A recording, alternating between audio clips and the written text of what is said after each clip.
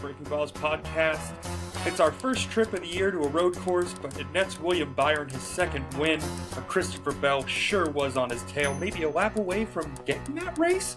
And Brad Keselowski, if this were a video game, there's a strong chance he would have hit the restart button quite a few times. That is right. We're here to break down NASCAR at COTA this week. A lot to get into. Of course, if you're Chris Rice, you're probably not going to like this podcast once again, colleague. Flags in the air. Boogity, boogity, boogity. Let's go racing, boys. All right, everybody. It is episode 75 of the Breaking Balls podcast. We kept Austin weird. NASCAR's at COTA. All three series were on track this weekend down in Austin, Texas. And if you're William Byron, the more things change, the more they stay the same. 2023 was a 6-win season, and the 24 team is already off to their second win of the season here in COTA. Yep, we kept things weird in Austin, as is traditional for the area, by making sure that one of the weirder Cup drivers on the circuit won. Break out your Legos if you're a fan of William Byron. I'm sure that's how he's going to celebrate this one. But, Bob, an interesting race. I think, unlike a lot of races, we didn't talk a whole ton before or during. What are your thoughts on this whole thing, Bob?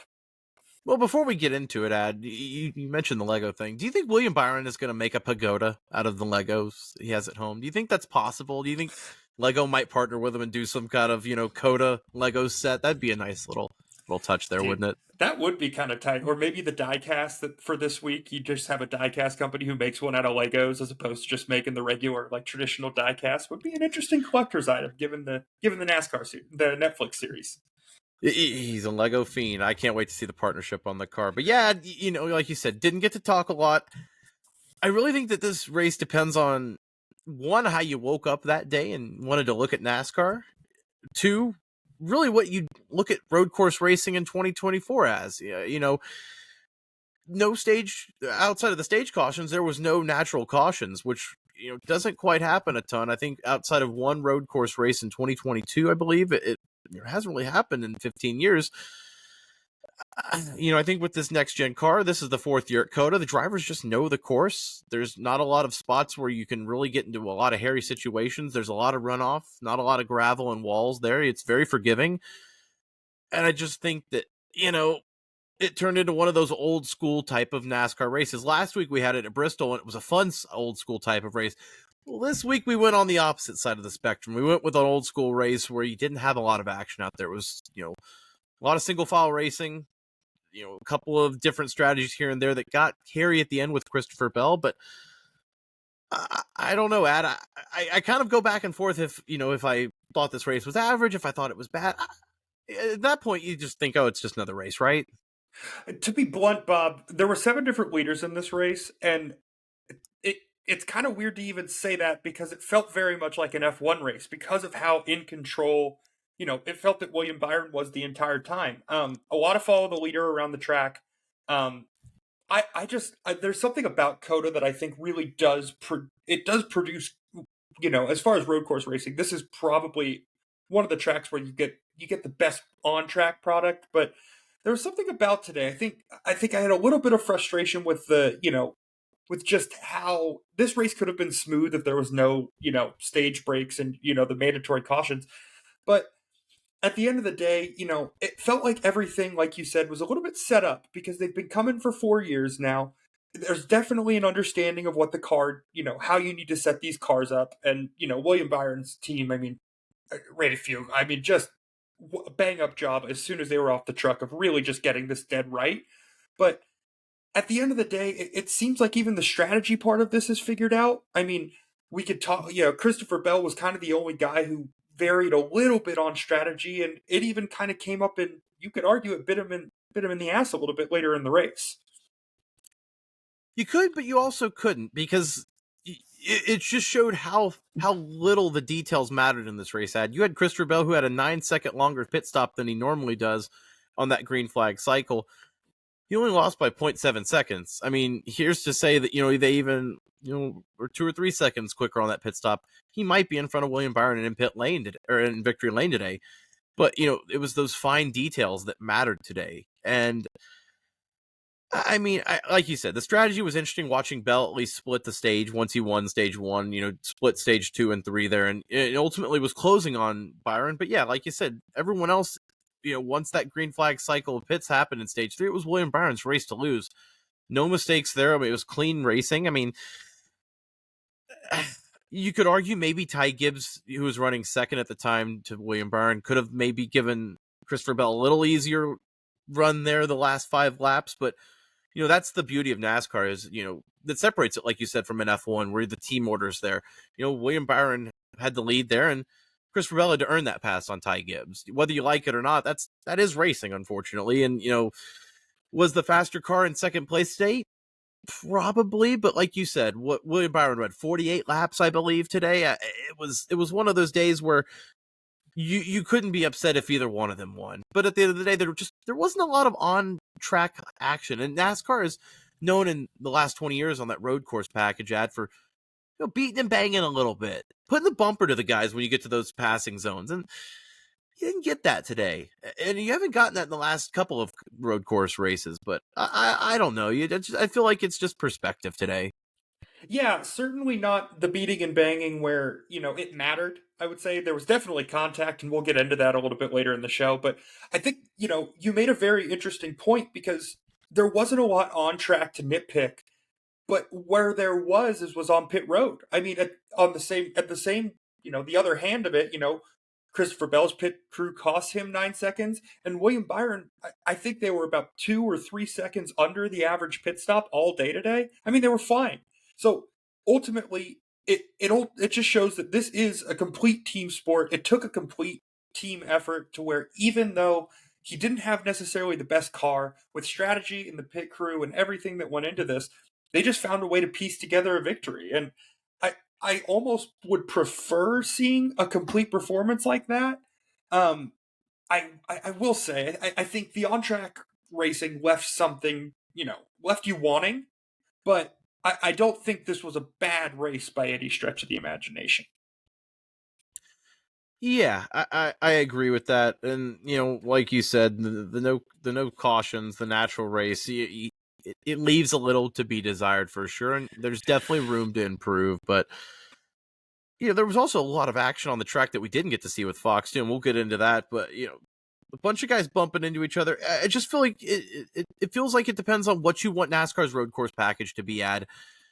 In 2024, it more the same with William Byron last year. He wins at Watkins Glen, then you have the Charlotte Roval Allmendinger wins there, but there wasn't a ton of action in those races either, especially at the Indy one. I believe even when they added the stage breaks back in the Roval, those last 2 races there wasn't a ton of cautions there. So I guess with this road car, I guess the supposed road car they built this next gen car ad, they haven't really gotten the road course racing they want. Is this just kind of what we're stuck with? I would assume so, right? It certainly feels like it, and that's kind of what I was going to say. Is it really the way the car's set up, and whatever the package is now, it just seems to be taking it out of the driver's hands. Like I said it earlier, but it seemed like if you came out of the hauler with a good car, then you had a chance to win this race. But if you didn't, there really wasn't a chance for your driver to gain new spots or to really kind of races. Really, it just kind of seemed like it was. I'm just going to keep going back to the fact that it kind of felt like an F1 race. I mean, I think obviously, splitting the track kind of had my mind there already, but then the racing on the track really backed it up because it was a lot of single file, a lot of, this race was won on pit road and, in the engineering departments of all these teams. And I think it's no surprise that, accordingly, 2 of the bigger teams in NASCAR, 2 of the bigger spenders with Joe Gibbs and Hendrick were the guys who were kind of up front all day. Because at the end of the day, they've got the investment in the sport. They are companies who are willing to kind of spend those hundreds of thousands, even millions of dollars for those milliseconds. And that's really what it came down to today, whether it be on pit road or, with on track performance. It just seemed like it was one of those, the way the road course package is right now, it just seems like if you don't get it right in your setup, and in the research and everything that you do before these races, you just don't have a chance. And I think that is problematic. What we do to fix it, I'm not sure, but I don't know. This race left me wanting a little bit more. It's a really interesting point you make about how the Gibbs and Hendricks are the ones that are successful at a track like this, and they are the ones that are primarily the ones that are pouring money into their teams more than most. It's a good point there. Even the Penske cars, who were the flagship of Ford, they had back-to-back, they had 11th and 12th there, and then Cindric is hanging around somewhere in the late teens there. But yeah, it's a good way to look at it there. You could call it an F1 race. I keep going back to an old school NASCAR, 80s, 90s, even sometimes 2000s road course race there, where it was strung out there, and they weren't close enough to put the bumper to each other. I think this is just more par of the course with what they've got with this car. Like I said, it is interesting that they built this supposedly as the Australian supercar model, where it was supposed to be nimble in road course racing, but you haven't really gotten the best road course racing. It's been better on the intermediate ovals, to be quite frank. It's fascinating to see what they built was not quite what they got. And I think, you're going to have more road course racing. Obviously, it's going to be more toward, NASCAR specific tracks. This is not a stock car built track, obviously. This is meant for open wheel MotoGP. But we might want to touch back into the race here, because there was some stuff that did happen on track, whether Fox showed it or not. I think that was part of it, honestly, watching this race, is you felt like you missed stuff. And I know we've said this multiple times already to start the year, but if you weren't on Twitter, you felt like you weren't following the race fully. If you almost felt like you need to be at the track to fully understand what's going on, even at a big course like COTA, because Fox was missing spins left and right and things going on. SVG down a cylinder, and Martin Truex Jr.'s got a rim locked or broken from kissing Bubba Wallace on the nose. It felt like there was so many little things that Fox misses that go on that really add to the actual spice and detail and flow of the race they're at. Yeah, and we always kind of get on Fox about the side-by-side stuff, but it just seems like at this point, every single time, I don't know if we need an exorcism or what is going on with the Fox truck, but at this point, I just need them to stop going to side-by-side, because that seems to be the only time that there's some sort of on-track action. Especially in today's race, it felt like every single time they went to side-by-side, somebody was going the wrong direction, and I would say roughly a third of the time it was Brad Keselowski, because the poor guy simply could not keep himself straight today. I mean, tough day to be Brad. And he's notorious for not being the best road course ringer, obviously, especially in the last few years at RFK. But yeah, it felt like every time they cut to a spinner, he's been 3, 4, 5 times today, it felt like Castro got their money's worth sponsoring that car, but not in the right way. Chris Buescher, usually the Siamese teammate of him, finishing 8th today, I believe. He finished at least in the top 10. I believe it was 8th. He kind of had to leave his guy behind there, because after 1 or 2 spins, he was like, okay, I got to cut ties here. I got to leave you behind, Brad. And Brad said, you know what? That's fine. I got to spin another one time. It's late in the race. Got to go backwards one more time. It was like the Dominic Toretto and, Paul Walker, Vin Diesel going and merging away from each other. It felt like it was a big enough course for them to do that today. And Brad certainly did his part, because he went his own way. One of the more interesting spins of the day, I think, at this point, I think we could name a driver. Kyle Busch spun. Kyle Larson spun. Martin Truex Jr. spun. Bubba Wallace spun. I mean, at some point in this... They said 6 Cup Series champions or former Cup Series champions had issues spinning or pit road penalties today. So literally, it was the big guns that had issues today, like you said. Yeah, and then Chase Elliott, same thing, gets a track penalty. It just felt like anything that could go wrong for the big names of NASCAR did today. And maybe that's part of the reason that we feel the way we do about this race. I'm not sure. I mean, it's been really hard to kind of wrap my hands around this one, because it's just it was such a cluster, and it just wasn't covered well, to the point to where you couldn't even keep track of all of the different things that were going on, which I just think kind of makes you frustrated more than anything. You come back from commercial break, and Christopher Bell has spun Kyle Busch, and they're both running in the top 10 there. And it was kind of a small thing. Kyle Larson gets spun at some point. It didn't matter. It just felt like there were so many notable on-track incidents that we didn't cover, while instead we got the single file just race flow of the day. There was stuff that happened on track, and I think that would have changed people's opinion if it was covered properly, to be honest with you. But one thing that did cover properly, we mentioned the Kyle Busch Christopher Bell spin out. I got to mention it on here. After the race, Kyle Busch was not happy at Christopher Bell. It looked like a dad going up to his son afterwards saying, "You do not disrespect me." And let me tell you, Christopher Bell played the role of son perfectly because he looked it up at Kyle Busch, and it looked like as soon as Kyle Busch started to raise his voice, Christopher Bell kind of cowered down, tail between his legs, and said, "I'm about to take this chewing like a man." It's one of those situations where it's almost like watching the bully at your high school go up to somebody who's a little quiet or shy. You knew how this was going to go from the second that the camera was following Kyle Busch doing the Stone Cold Steve Austin walk towards him. I was like, God forbid he punches Christopher Bell in the face here, because I'm not sure that his poor, pretty face could have dealt with it. I mean, it's a good-looking dude, and he's a young guy, just married.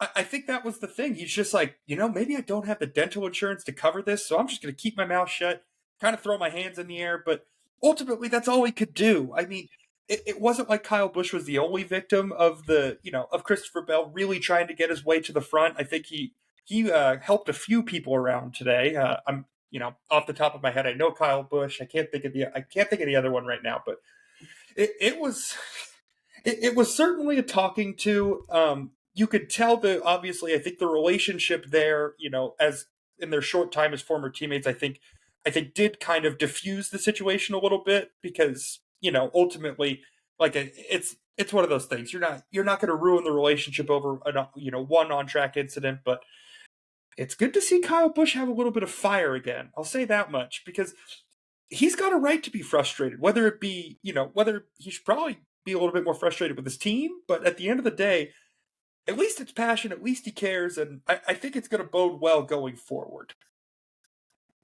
Yeah, and I think that, Christopher Bell, he said, it was no malice there. And Christopher Bell's not, a guy that drives like that. He is an aggressive driver, but it doesn't have the reputation there.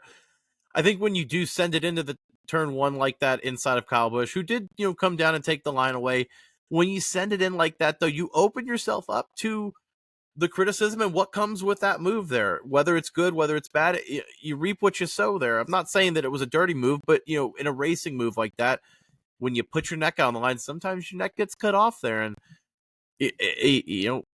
unfortunately, or fortunately for Christopher Bell, his neck didn't get cut off in that post-race interaction, because, it looked like Kyle Busch had some steam coming out of his ears there. And when Kyle Busch has steam coming out of his ears, that man is usually not one to be calmed down. Like you said, I guess maybe that, few years as JGR teammates maybe hopefully did some wonders. And, Christopher Bell is a calm, cool guy. Kind of took the chew and, like I said, just moved on. But and I was curious if you thought that was fair or foul, that move real quick from Kyle Busch and Christopher Bell. What do you think? Racing incident or just Racing incident for sure. I think at the end of the day, though, if you're Kyle Busch, you got to go say something. I mean, it's kind of like, it's one of those things to where even if it is an accident, it's a, hey, I'm going to put this in the back of my memory. If this happens again, I'm not giving you the benefit of the doubt. I think that's what we saw. To be honest, I think fool me once, shame on you. Fool me twice. It kind of goes along those lines. I think, I don't, like you said, I really don't think it was intentional. I don't think Seatbelt really has made his bones in this sport doing stuff like that. But like I said, I do like the response from Kyle Busch, because even, accidental, on purpose, no matter what, you should be confronted, whether it's publicly like that or maybe doing it privately, but at least saying something kind of puts everybody else on notice, to where it's like, hey, you're not going to use me up and get away with it. Well, continuing the on-track beefs that happened down in Austin, Ricky Stenhouse Jr. Picked up where he left off last year and is not making any friends in the entire country of Japan. Obviously, Kamino Kobayashi was running again in the 2311 Extra Charter in that 50 car. Great-looking paint scheme, by the way, that Mobil 1 Toyota. But Josh Berry got a lick in on Kobayashi, but it was Ricky Stenhouse that was the one notable there. Those guys had a little beef going on there. I don't know what is going on between Stenhouse and Kobayashi, but not the first time and maybe not the last time these guys get into it, eh? Yeah, it just kind of don't necessarily understand where this beef comes from, but I'll take it every day of the week and twice on Sundays, because it sure is hilarious. I mean, they wrecked each other pretty good. It was kind of like that you heard him talking about in the booth with the whole, it's the 3 bump rule. to where if you run into each other 3 times, then eventually somebody's going to get spun. And, ultimately they both ended up backwards, which I thought was hilarious because it looked like, Stenhouse kind of got into Sonota and then just on the other, sorry, you know what? At the end of the day, Bob, they both spun, and I am so mixed up in my words. I'm just going to give it back to you before this is going to be. That's okay. I gotcha. That it's so NASCAR that you have one of the better touring car drivers in the entire world in Kobayashi out here in NASCAR, and just getting absolutely bodied around by Ricky Stenhouse Jr., former Daytona 500 winner. Mississippi native, but it's just so peak NASCAR that you got guys like that rubbing elbows together. Guys like SVG and Austin Hill in the Xfinity series, which we'll get to later. It really NASCAR is just bringing the country together, and it's almost like the 16 seed bumping elbows with the 1 seed in the college tournament. Where they might get you, but regardless, they're gonna beat you up and make sure you feel it tomorrow. It's just so great to see that dynamic in NASCAR. Another guy we mentioned, SVG, he had some speed early today, had a speeding penalty on pit road ad that kind of derailed his day, and then climbed back up into the top 15 and then lost his first cylinder, ultimately finished 21st there. Were you impressed with it? Was he just kind of there? Is he just kind of building on something for the future here? This is more of a project, correct?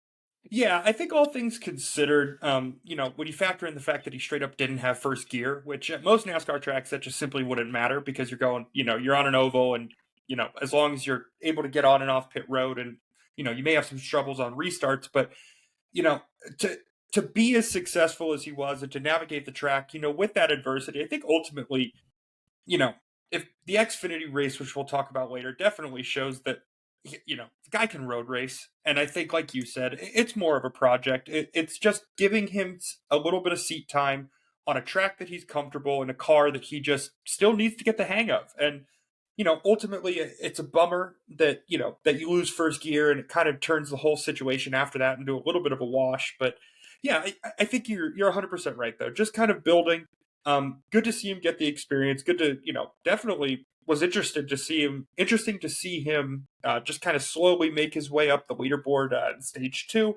But ultimately, you can't account for engine failure, the gear failure that he had. No, you cannot. And that's just kind of, he's learning the hard way that is part of NASCAR. It doesn't happen a ton, but when it does, it really bites you and just kind of ruins your day there, especially at a track like COTA. Michael McDowell, another guy that had issues, lost his power steering there after, kind of climbing the ranks early in the day, kind of falling off the map there with mechanical issues. Just shows that it is possible still, especially at these road courses where, that curbing and just the way that track lays out for stock cars, it can take a toll on that car. And it can break something just, as soon as you hit the curb wrong. It's wild how touchy these cars are for as tough as they are to add. Yeah, certainly finicky. Kind of very odd because you could see a car run into another car and beat and bang all they want, and nothing happens. But if you catch it just right, next thing you know, you've got a broken toe link, something going wrong. I mean, yeah, for as durable as these cars are, it is very interesting to see some of the issues that they have. Bob, just taking a look here at the top 10. Obviously, we've covered 1 and 2 ad nauseum. I think, third place, Ty Gibbs, really stringing together a lot of good finishes earlier in the year. And another guy, in the top 5 for the second week in a row, Alex Bowman. Who'd have thought? I mean, it seems as if they found something for the 48 car. What say you, Bob? If Alex Bowman could race at COTA every week for NASCAR, he probably would take that offer because he's been very successful at the 4 races that have been here. This is his 3rd top 4 finish in the 4 races there. It's finished in the top 10, I believe, in all 4 races now, too. So, I mean, like I said, he would come back here next week if they could race there and do another one at COTA. Nice to see them building off something, like you said, 2 weeks in a row with decent finishes there. Especially compared to his Hendrick drivers, you got Byron winning, but usually, Larson and Chase Elliott are the guys that are known for the road course ringing at Hendrick. And it was obviously Byron, who I think should be in that conversation now as a road course ringer after winning 2 of the last 3. But, Alex Bowman isn't a slouch at these tracks. And, Hendrick obviously has good equipment, but Alex Bowman has shown that he can, scrouch together a decent finish at these tracks. And ultimately, that 48 team, with the start they've had, they're going to have results like this moving forward if they're going to have, something. But you mentioned the top 10. Another guy, and we talked about, the war of attrition earlier. Martin Truex Jr., another top 10 here. He is the points leader coming out of COTA.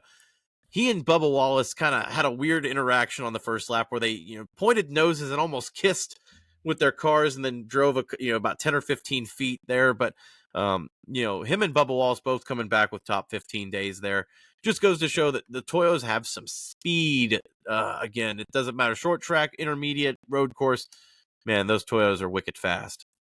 Yeah, 100%. And, we didn't even get to the guy who finished the best at 23:11, and that's Tyler Reddick, who ended up 5th. I mean, ton of speed.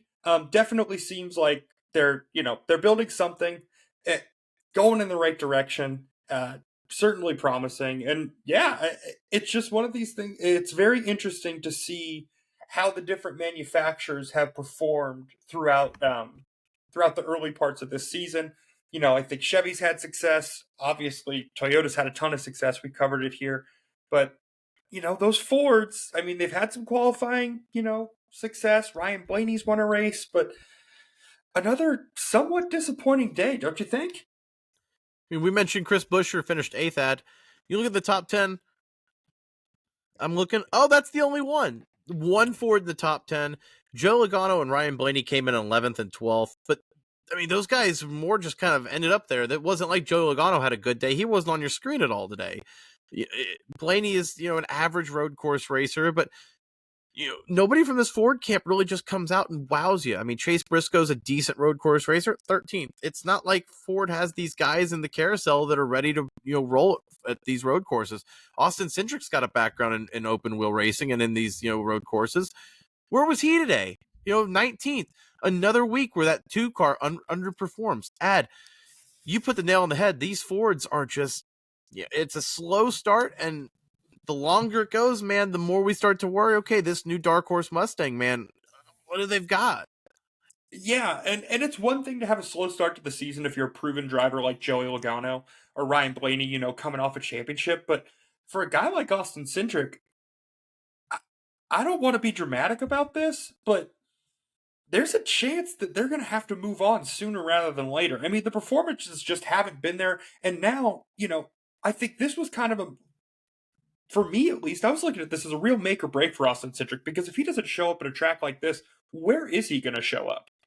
I mean, like you said, the open wheel background, road course racer, it just seems like every single time we go to a road course, his name pops into our, into our minds, but the finishes just haven't quite been there.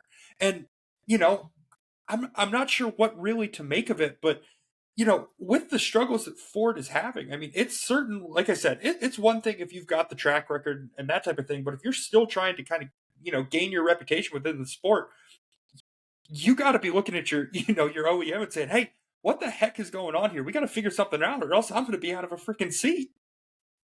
Yeah. And, you can only go to so many super speedways a year, and Austin Cindric is good at those, but, Penske's good at those. It's, I think, a little bit of both there.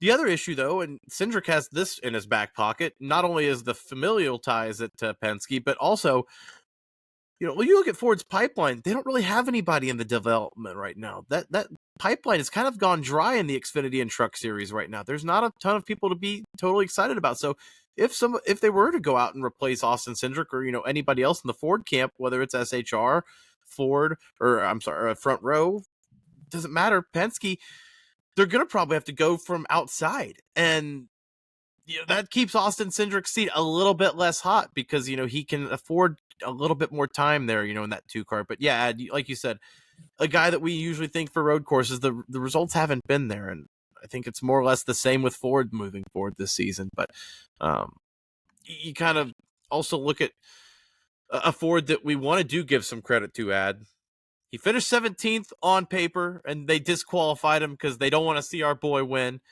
But after last week, we'll give him some more love. Justin Haley in that Rick Ware Ford. That is a sneaky fast car for what they've got, right? I agree. I think, we said it last week on the pod. If they could consistently run top 15, I think they'd take it every day of the week and twice on Sunday. I think he got up as high as 7th in this race at one point, if I remember correctly. But it just seems like Kevin Harvick made the point on the broadcast that, he really likes Justin Haley. And the fact that he has overperformed in just about every car that he's driven in the Cup Series at this point, it just shows you the future is bright. It seems like they've got the most important, part of this down pat, which is finding the driver. You can figure the rest out. And, you know, ultimately, I just think Justin Haley is the right car, is the right driver for that car. And more importantly, I'll say this about the disqualification, Bob. If you're Rick Ware Racing, what is your incentive to not cheat? I mean, it's not like you're going to go out there and win the Owners' Championship, and you're certainly, your drivers aren't going to be competing for anywhere near close to the Cup Championship. You might be able to sneak into the playoffs if you win a race. I love it. Hell, take some weight out of the car. I don't care. Let's do every single dirty NASCAR trick in the book and get back to your roots. If you ain't cheating, you ain't trying. And at that point, I'm with it. It's hard for me to even fault them and say, oh, how could they do this? I know exactly how they could do this because they're trying to get every little inch out of that car, and I love it. Might as well push the limit. I mean, like you said, they have nothing to lose. They've been in the back of the pack for years now. They're finally getting some results, and you might as well push the envelope and see what you can get. NASCAR is only going to test your car so many times. Obviously, you've seen Stewart Haas, seen some issues with the, illegal cars in the past, but it hasn't shown on track. At least Rick Ware is, trying to get it, and it shows on the track that they're at least trending upward recently. And yeah, like you said, Justin Haley is a perfect fit for Rick Ware, overperforming in that car. You've got to love what they're building there. We said it last week, but we will continue to echo it because if you invest and you put your best foot forward in the sport, you should be rewarded for it. And ultimately, that's what they're doing. And yeah, like you said, it's not going to be anything sexy. It's not going to be top 10s. They're not going to be competing for championships. But us true NASCAR fans, if you're really paying attention week to week, you're noticing that 51 car is miles above what it has been and what we've recently expected. No, I agree. Hey, Bob, transitioning really quickly. I got a question for you. Am I the only person who holds their breath a little bit anytime Ross Chastain is moving towards the front of the field? Because he led just 10 laps today, and it was a pretty stressful 10 laps, I'll say that. I like that they did the little drivers panel. Who's the toughest car to get by? And every one of them said Ross Chastain. And then they asked Ross Chastain, who's the toughest car to pass NASCAR? He goes, it's the one car. He even said himself, he's a force out there, whether you like it or not. He is who he is. He's not going to make it easy on anyone there. Did seem like the tires kind of faded for him late in that green flag cycle there when it looked like he might be able to sneak away with another win there. Obviously, he was the winner in COTA. That was his first career win. But, yeah, you got to like that when he's out there, he is must-see TV. We say it every week, but, man, Ross Chastain is good for NASCAR, isn't he? Oh, dude, it's one of those things you never know. And every single time a car tries to pass him, you hold your breath. Because I think, Kyle Larson made a joke of it when he was answering his question, but he goes, I think the one's pretty good at mirror driving. And he's right. I mean, it may not, he may not have meant it as a compliment, but he certainly makes himself hard to get by. Certainly is, it kind of, it's Earnhardt-esque is what I'll say. I won't say it reminds me of him, because that is disrespectful in my playbook. But at the same time, it's very much, it feels loose cannon-y. I like the fact that I have no idea what the hell's going to happen. And yeah, it sure makes the sport fun. Love him, hate him, you're certainly not indifferent and you're definitely watching. 100%. He is definitely must-see TV every time he is out there one way or another. We'll give a shout-out also. Add the Spire car. Zane Smith finally got out there and got some laps in, got 20th there, showing that he can run a full NASCAR race. He has not forgotten. I'm glad to say that Zane Smith did get a full race in there. Host of in 23rd and LaJoy 25th. But Zane Smith is basically in that Spire car. It's Trackhouse provided there. The Spire Trackhouse colleague, merger is really incestuous and all that because you had SVG out there running the Colleague 16 car, even though he's a Trackhouse racer and usually runs the Colleague 91. They threw Colleague in the they threw SVG in the 16 there because they wanted to make sure he was guaranteed a spot in the field. And then their car that they entered that didn't even count for points runs 6th with AJ Allmendinger. You gotta love the dinger in his resolve there, Ad. Because meanwhile, Daniel Hemrick and their actual full-time driver in charter runs 38th, I guess 37th now with Haley's disqualification. Colleague Racing, there you go. We talked about 1 through 5 and 7 through 10. We have not talked about the gentleman who finished 6th. That is yep, AJ Allmendinger, the dinger, justice for the dinger. So, I think you touched on it. You touched on it there with, outperforming the guy who's in the full-time charter. It seems as if you've got a guy who, on 3 weeks' notice, was able to show up to COTA. And basically, like we said, it was really difficult if you got the engineering on these cars wrong, or you came off the truck with a bad setup. It was difficult for you to really compete unless you were AJ Allmendinger, because the guy had 3 weeks' notice and was able to basically diagnose in the quick practice what he needed in the car and come through with a top 10 finish. Who else at Colleague Racing can do that, Bob? That's my question for you.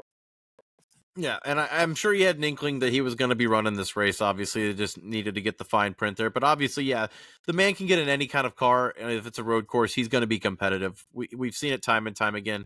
Obviously, the winner of the Charlotte Roval last year, he is the last road course winner coming into this race.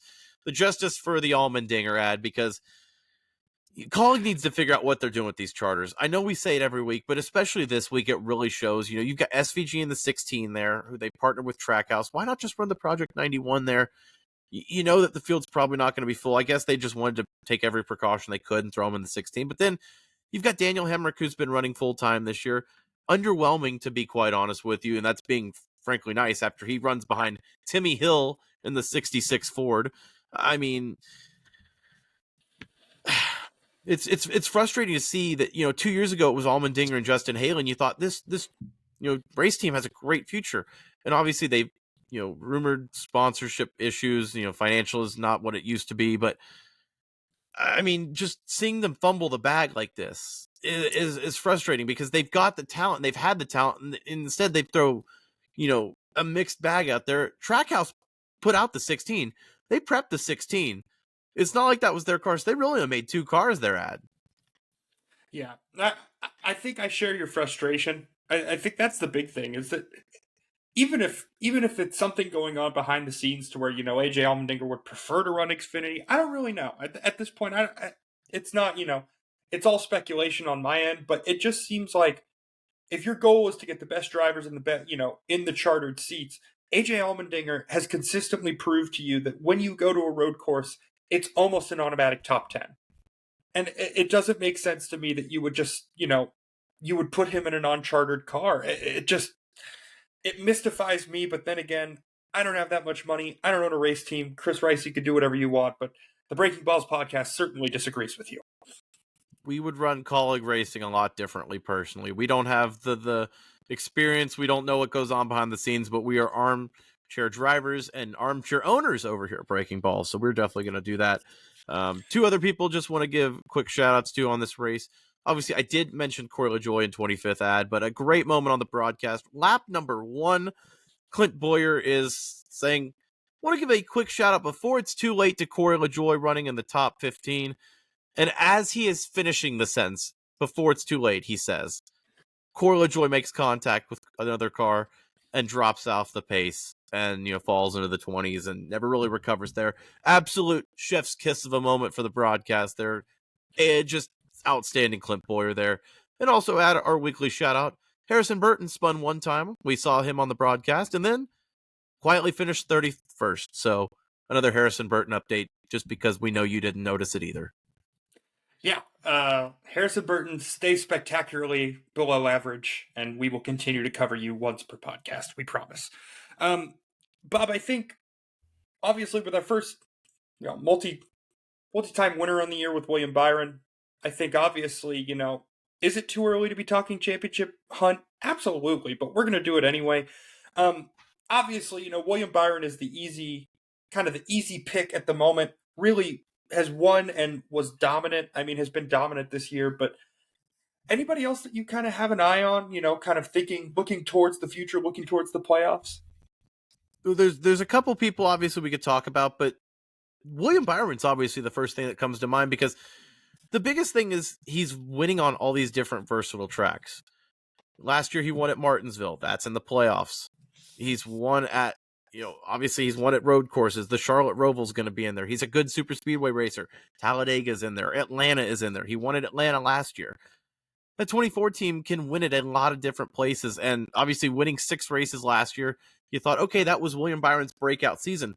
Will he regress? Will he come back to earth in 2024? No, he still looks like he is just as much making a claim for the top dog at Hendrick Motorsports right now. 2 wins already. You can call the Daytona 500 what it was, but at the end of the day, he had his car out in front when the checkered flag flew. He's got 2 wins on the year, has no point of stopping at this point. I mean, there's no fall off in that 24 team with his pit crew, with Rudy Fugle, the strategies there. It feels like he is just gung-ho for another 2024 run there, Ad, right? Yeah, I agree. I think, as far as on-track success, it's really hard to kind of, to discount what they've done. I mean, it not only on the track, but just pit lane, everything. I think right now, if you were looking at one of the more complete teams in NASCAR, I think the 24 definitely has to come to mind. Another guy, Bob, who has been doing it consistently, but as opposed to just this year, for an entire career, and he's leading the Cup Series in points right now, Martin Truex Jr. Is this guy ever going to slow down? I mean, guy keeps himself relevant. Yeah, it seems like Martin Truex is always coming out hot to start. He won the regular season last year. It's not a question of if Martin Truex can continue his pace, because obviously, like you said, his resume is what it is. He's one of the best drivers in the field. Obviously, has been there, done that, Cup Series champion. My biggest question is, though, when it comes down to those races in October, November, is Martin Truex going to be locked in and get the results? That was the thing last year, is that 19 team looked unstoppable. And then they hit a cliff in the playoffs there. So that's my question with Truex, is just, can he keep it up? We might as well stay in the Toyota camp, Ad, because a guy that people were talking about maybe a breakout year, he hasn't even gotten his first career win yet, but it's Ty Gibbs. He's second in the playoff, or the championship right now behind Truex, at only 5 points behind him. It was a threat today, obviously. Has been a threat at almost every race so far this year. Is Ty Gibbs an actual threat to win the championship? This is one of those things to where I'm going to bite my tongue because I'm not sure yet. It's a little early to tell, but all signs are pointing to yes. I think it's not a matter of if he's going to win a race this year with the way things have been going. It's a matter of when. I mean, he was dominant last week, had his chances this week, obviously just didn't have the car to get the job done, but they are consistently giving him very good equipment. And, I think right now we're seeing a little bit of the growing pains. Obviously it's one thing to lead a race in stage 1. It's one thing to lead a race in stage 2. It is a completely different thing to be leading the field when the checkered flag goes. You not only have to have good equipment, you got to be lucky. There has to be so many things that go right. That being said, Ty Gibbs is putting himself in a position to where it feels inevitable that he will eventually get that first win. In the meantime, I mean, to be where they are in the point standing has to feel good. It has to give him, the confidence of a young driver to be able to say, hey, I belong here. And even though it's early, he really sets him up well for the rest of the year. And I think the reason that you can make the argument for Ty Gibbs is the same thing that I said for William Byron, where, we are now 6 races in. We've seen all these different types of tracks. We've seen short tracks, intermediates, a super speedway, a road course. And Ty Gibbs has performed at all of these tracks. He's shown that, not only is Joe Gibbs fast as a whole in that pack, but he can be the lead dog at times. He can show the raw speed. But like you said, stages 1 and 2 is a whole different animal compared to the last stage. It's all about where you finish at the end of the day. And that's where those championship in those playoff rounds, it really is going to matter here for Ty Gibbs. Well, Bob, I'm going to hit you with a question that we've asked on this podcast, a question that anybody who fancies themselves anywhere near close to a NASCAR media member has asked. Is this Denny Hamlin's year to finally break through and win a championship? He sits 4th in points right now after a good day, getting some stage points in stage 2 with that stage win. Lord knows with that bumper behind you, I think I know how you feel about this, but is it Denny's year, Bob? It's always Denny's year, Ad, and that's what they always say in the 11 camp, right? I mean, at this point, I'm just waiting for what happens in the round of 8, the round of 12, maybe makes it to the championship 4 and then blows the tire on the last lap. Always the bridesmaid, never the bride. Denny Hamlin. I'm sure that with him being in that Joe Gibbs 11, he's got a chance. Obviously, we've mentioned Hendrick and Joe Gibbs are the class of the field right now. If you're in any of their cars, you have a chance to be in the championship 4, and so you can make the case, obviously, with Denny Hamlin's resume, probably the best driver in NASCAR history to never win a championship. Is the monkey going to be off his back this year? It's so early to say that. You got to say no until he shows a dominant run. But even if he shows a dominant run, we've seen that NASCAR is so fickle. All it takes is one weird race in the playoffs. Yep. No, you're 100% right. I think if it were a battle of consistency with the regular season and everything considered, I think Denny, would have a championship. But ultimately, that's just not how we decide these things in this sport. Bob, two guys, obviously perennial contenders. Last year's champion, Ryan Blaney. He sits third in points right now. And then Kyle Larson, even after kind of a forgettable day for himself, definitely, would have hoped better, but rounds out the top 5 in the championship. I mean, obviously two guys who, I think we talked about JGR and Hendrick being dominant, and then there's Ryan Blaney, who is just finding a way to make this Ford car work. He's absolutely in the prime of his career right now. This is definitely the best form he's ever been in NASCAR. You can see the confidence from winning that championship in Phoenix last year. He is back in better than ever this year with a great start. Like we said, he's a threat. If you win the championship, you're obviously a threat every year. You've earned that status of the benefit of the doubt. And with Kyle Larson, that's Xfinity merchant Kyle Larson. Winning at COTA in the Xfinity car there. Obviously, the wheelman he is there. He's a threat every year to win the NASCAR championship. But let's go back real quick. Kyle Larson did win the Xfinity race. That was probably the best race of the weekend overall. Outlasting SVG, Austin Hill, Ty Gibbs, Sheldon Creed, Jesse Love. It was just a wild few laps. Kyle Larson apparently is one of the first drivers. I can't remember the stat if it's the first or it's the first in a long time to be on pole for an Xfinity race and only lead one lap, and it was the very last lap of the race. Yeah, it's one of those things with Kyle Larson to where anytime he gets behind the wheel, he's got a chance to win, and this was just one of those races that proved it. To watch him kind of carve his way through on that last lap and just put on an absolute masterclass, it doesn't surprise me, but at the same time, every single time I watch it, my jaw's still kind of on the floor. Just like Jamie from Progressive, what a wheelman! It's just incredible how the guy gets behind the wheel and just gets results. And watching the race early, I thought we were going to have SVG go 2 for 2 on road courses. To be honest with you, just gets behind the wheel and just wins another road course race. I thought that that seemed to be the story early. Ultimately, circumstance, we'll call that. Well, the battle with him and Allmendinger, that is must see TV. I could go and watch those two race each other at any road course in America, just one-on-one, and it would probably I would be entertained every weekend. Yeah, like I said, I was on vacation with my wife when this, while this was going on, and I even shot you a text message and just said, "Look, I'm going to record this race because at this point I don't want to miss anything because just the battles that we were seeing at the front, like you said, the SVG Allmendinger battle. I mean, it could have been pay-per-view and I would have paid for it. It's just two guys at the top of their game, doing especially as road course ringers. It was captivating television. I couldn't keep my eyes off of it. I almost missed a dinner reservation watching the battle between SVG and AJ Allmendinger, and I'm proud to admit that. Hey, that's just, I think that's par for the course. You're doing it for content there. And then the truck race happened. Corey Heim led most of the laps. The truck race happened. That's about all we need to say there.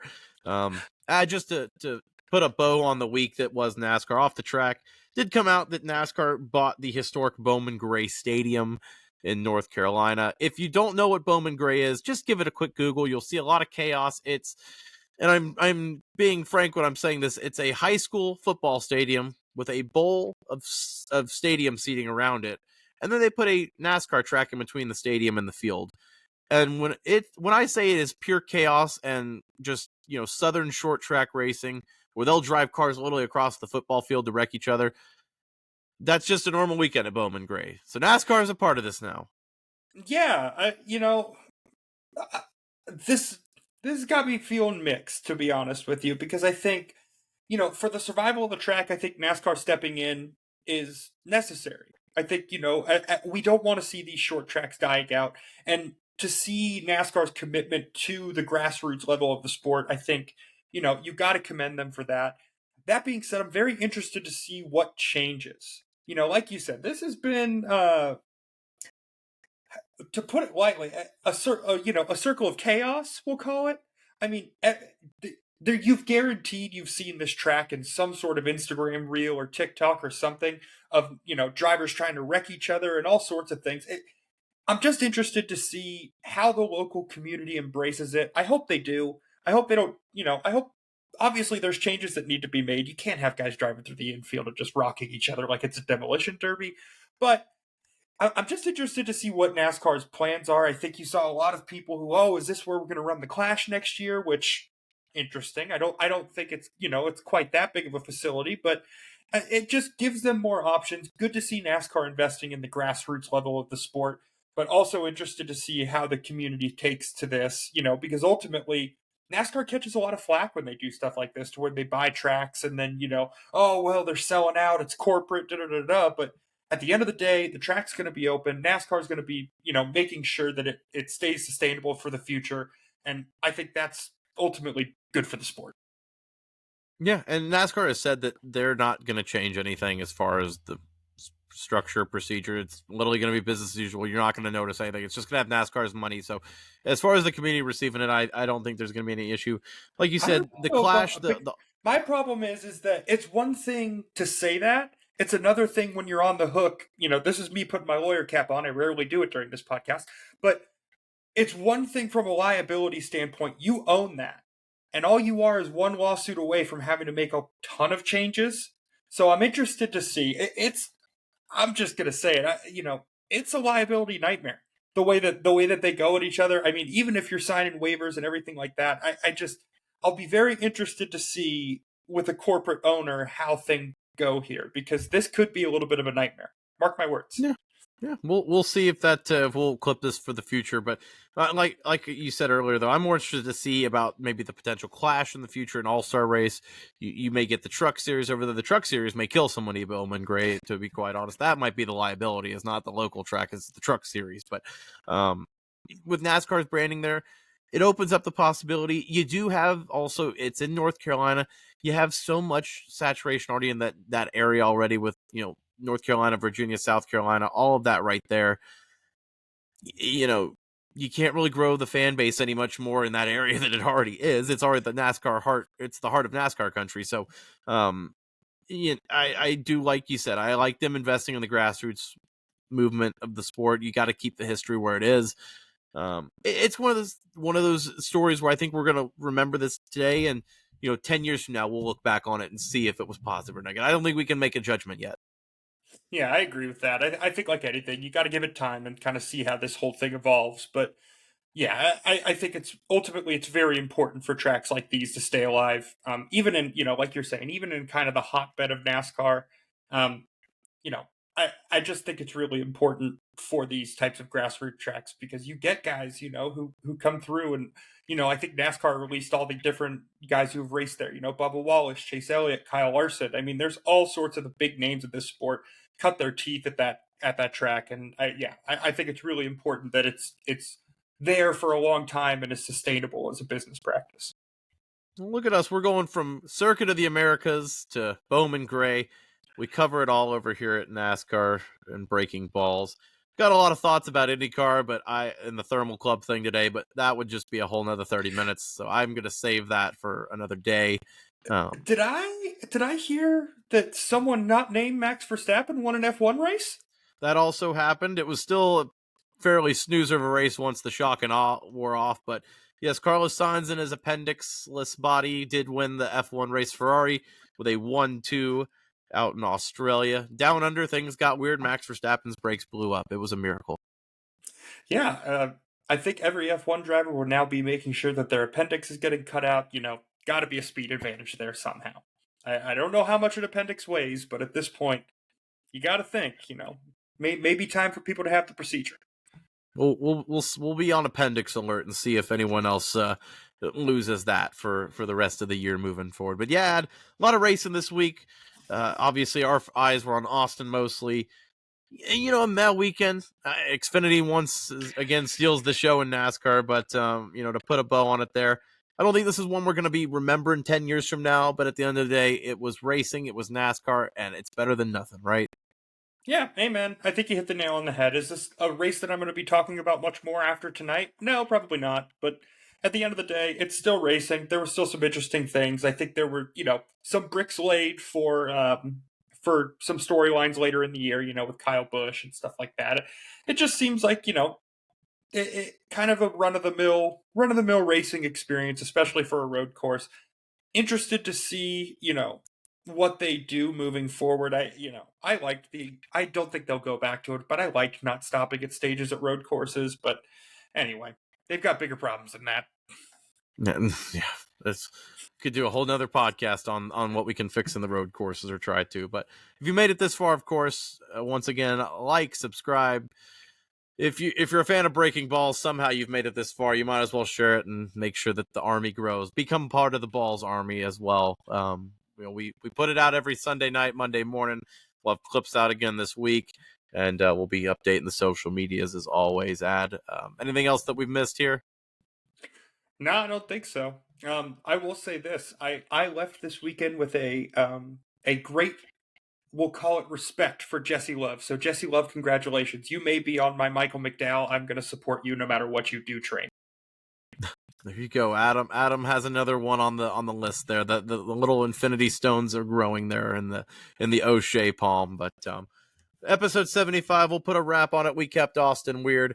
Once again, we'll be back next weekend. Richmond, it's a Sunday night race, so we will be back to break down a late night of maybe short track antics, but knowing Richmond's history, more of the same. But as always, we'll be here to break it all down. You get the last words tonight. Thanks for listening if you've made it, and like Bob said, please, let's make the army grow. We're at 75 subscribers right now. We're trying to get to 100. I mean, be a friend, tell a friend. We love you.